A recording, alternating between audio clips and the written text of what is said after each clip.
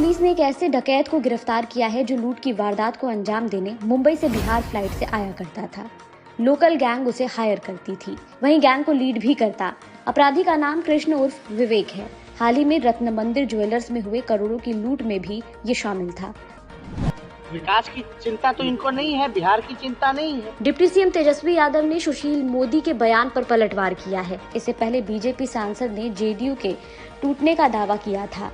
उनके इस बयान पर तेजस्वी ने कहा कि हम लोग युवाओं को नौकरी दे रहे हैं, ये बीजेपी वालों को नहीं दिख रहा है। मोतिहारी में एक युवक ने अपने ही फुफेरे भाई की हत्या कर दी। उसने चाकू से ताबड़तोड़ 25 वार किए। बड़ा अपराधी बनने के लिए इस वारदात को अंजाम दिया। सोशल मीडिया पोस्ट करके हत्या की सुपारी मांगने लगा। रणजी ट्रॉफी मैच में दूसरे दिन बिहार ने मुंबई को ऑल आउट कर दिया। मेहमान टीम 77वें ओवर में 251 रन बनाकर पवेलियन लौट गई। बिहार की शुरुआत भी अच्छी नहीं रही। 100 रन पूरा करने से पहले ही आधी से ज्यादा टीम आउट हो गई। केंद्रीय मंत्री गिरिराज सिंह ने तेजस्वी यादव को सलाह दी है वो हज भवन को अस्पताल बना दे। डिप्टी सीएम के राम मंदिर पर दिए बयान पर पलटवार करते हुए उन्होंने ये सुझाव दिया है।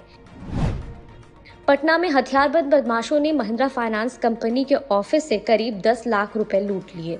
स्टाफ को लॉकर रूम में बंद करके लुटेरों ने इस वारदात को अंजाम दिया। थाने से महज कुछ ही दूरी पर हुई लूटकांड से पुलिस महकमे में हड़कंप मच गया।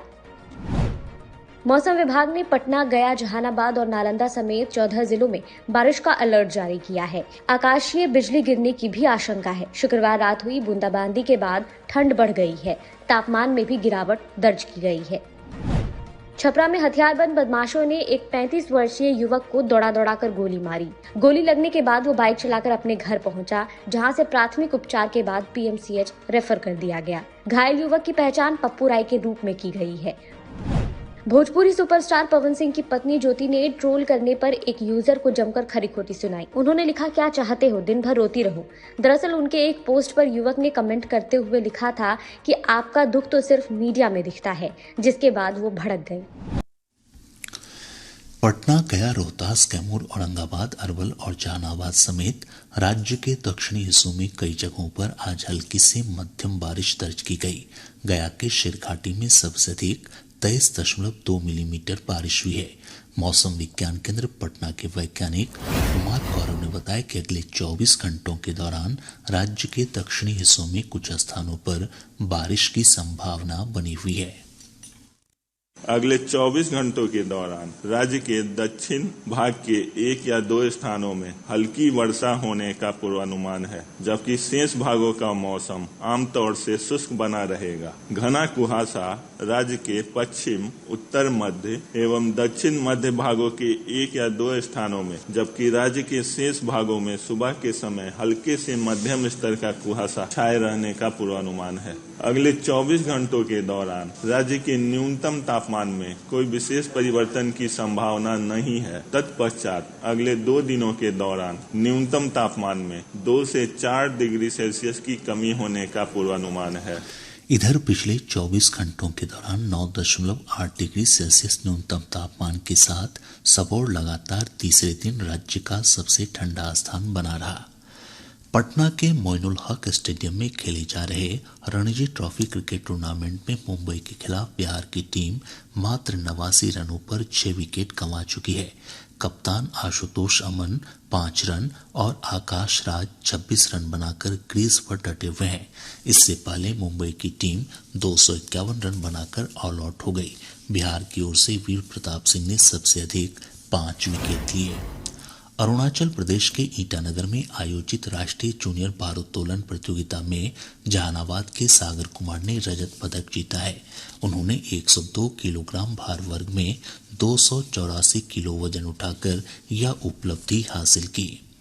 पटना के बिहटा थाना क्षेत्र अंतर्गत श्रीरामपुर टोला में अपराधियों ने एक निजी फाइनेंस कंपनी के कार्यालय से 10 लाख रुपए लूट लिए। पुलिस ने बताया कि 6 से 7 की संख्या में आए अपराधियों ने बैंक कर्मियों को बंधक बनाकर घटना को अंजाम दिया। वहीं अररिया जिले के नरपतगंज फारबिसगंज 4 लेन पर पंचगछिया चौक के पास 2 अपराधियों ने एक निजी बैंक कर्मी से हथियार के बल पर लगभग 1,85,000 रुपए लूट लिए। सहरसा स्टेशन पर आरपीएफ की टीम ने वैशाली एक्सप्रेस ट्रेन की एक बोगी से 185 जिंदा कछुआ बरामद किया है। शेखपुरा की एक अदालत ने जन वितरण प्रणाली के एक डीलर को चावल और गेहूं गबन करने के मामले में दोषी पाते हुए 25 महीने कारावास और 5,000 रुपये अर्थदंड की सजा सुनाई। कटिहार जिले के पोठिया थाना क्षेत्र के खैरा बहियार के पास पुलिस ने छापेमारी कर तेल टैंकर से पेट्रोल डीजल चोरी करने वाले गिरोह के 7 सदस्यों को गिरफ्तार किया है। और अब मुख्यमंत्री नीतीश कुमार ने हड़ताल की अवधि में चयन मुक्त की गई 10,203 आंगनबाड़ी सेविका और 8,016 सहायिका को वापस सेवा में लेने का आदेश दिया है। आज पटना में सेविकाओं और सहायिकाओं के शिष्टमंडल से मुलाकात के दौरान मुख्यमंत्री ने सेविकाओं और सहायिकाओं के मानदेय में भी सम्मानजनक वृद्धि का आश्वासन दिया। मुख्यमंत्री नीतीश कुमार ने कहा है कि राज्य में खेलों को बढ़ावा देने के लिए खेल से संबंधित अलग विभाग का गठन किया जाएगा। श्री कुमार आज पटना में मेडल लाओ नौकरी पाओ योजना के तहत खिलाड़ियों के बीच नियुक्ति पत्र वितरण समारोह को संबोधित कर रहे थे। उन्होंने कहा कि अच्छे खिलाड़ियों को छात्रवृत्ति दी जाएगी। साथ ही पुलिस सहित अन्य विभाग में खेल कोटा के रिक्त पदों को प्राथमिकता के आधार पर भरा जाएगा। समारोह में 71 खिलाड़ियों के बीच नियुक्ति पत्र का वितरण किया गया। इस अवसर पर उप मुख्यमंत्री तेजस्वी प्रसाद यादव, खेल मंत्री जितेंद्र कुमार राय और वित्त मंत्री विजय कुमार चौधरी समेत कैबिनेट के कई सदस्य उपस्थित थे। आर्यभट्ट ज्ञान विश्वविद्यालय की उप कुलसचिव कुमारी अंजना को उनके पद से हटा दिया गया है। विश्वविद्यालय के प्रभारी कुलपति डॉक्टर रामाश्रय सिंह ने बताया कि उनकी योग्यता पद के लिए सही नहीं पाए जाने के बाद ये फैसला किया गया। अररिया जिले के भारत नेपाल सीमा क्षेत्र के जोगबनी सीमा पर नो मैंस लैंड में पब्लिक हेल्प डेस्क की शुरुआत हुई है। पुलिस अधीक्षक अशोक कुमार सिंह ने बताया कि यह हेल्प डेस्क 24 घंटे कार्यरत रहेगा और भारत से नेपाल और नेपाल से भारत आने वाले लोगों का रजिस्टर में नाम दर्ज किया जाएगा। उन्होंने बताया कि इस डेस्क के माध्यम से लोगों को सीमा पर आवाजाही के लिए आवश्यक कानूनी जानकारी भी उपलब्ध कराई जाएगी। भारत का पहला सौर मिशन आदित्य-L1 आज दोपहर बाद 4 बजे अपनी कक्षा में पहुंच गया है। भारतीय अंतरिक्ष अनुसंधान संगठन इसरो के अध्यक्ष एस सोमनाथ ने बताया कि सौर मिशन L1 पॉइंट पर स्थापित किया गया है।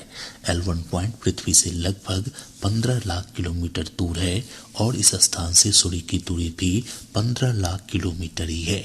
आदित्य-L1 को आंध्र प्रदेश के श्रीहरिकोटा से पिछले वर्ष 2 सितंबर को प्रक्षेपित किया गया था। प्रधानमंत्री नरेंद्र मोदी ने इस उपलब्धि के लिए इसरो के वैज्ञानिकों को बधाई दी है। सोशल मीडिया पर एक पोस्ट में श्री मोदी ने कहा कि यह हमारे वैज्ञानिकों की कड़ी मेहनत का परिणाम है। सेना भर्ती बोर्ड ने अग्निवीर क्लर्क और स्टोर कीपर श्रेणी के अभ्यर्थियों के लिए टाइपिंग टेस्ट अनिवार्य कर दिया है। नया नियम अग्निवीर बहाली सत्र 2024-25 से लागू होगा। इस बदलाव को लेकर अधिसूचना जारी कर दी गई है। साथ ही सभी सेना भर्ती बोर्ड को पत्र भेजकर अगले सत्र से नए नियम का अनुपालन सुनिश्चित करने के निर्देश दिए गए हैं। कांग्रेस के राष्ट्रीय अध्यक्ष मल्लिकार्जुन खड़गे ने प्रधानमंत्री नरेंद्र मोदी पर हर जगह जाकर फोटो खिंचवाने का आरोप लगाया है और पूछा है कि आखिर वे मणिपुर जाने के लिए समय क्यों नहीं निकालते। खड़गे ने भारत जोड़ो न्याय यात्रा के बारे में कहा है कि 14 जनवरी को यात्रा शुरू होगी। राहुल गांधी के नेतृत्व में भारत जोड़ो न्याय यात्रा मणिपुर से शुरू होकर 15 राज्यों से होते हुए मुंबई तक जाएगी।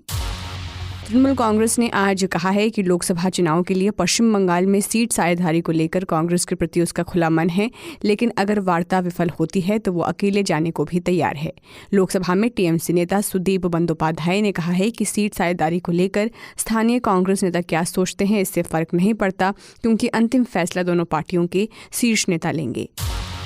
आंध्र प्रदेश में सत्तारूढ़ वाईएसआर कांग्रेस पार्टी में 9 दिन पहले शामिल हुए पूर्व क्रिकेटर अंबाती रायडू ने आज पार्टी छोड़ने का ऐलान किया है। उन्होंने कुछ समय के लिए राजनीति से दूर रहने का फैसला लिया है।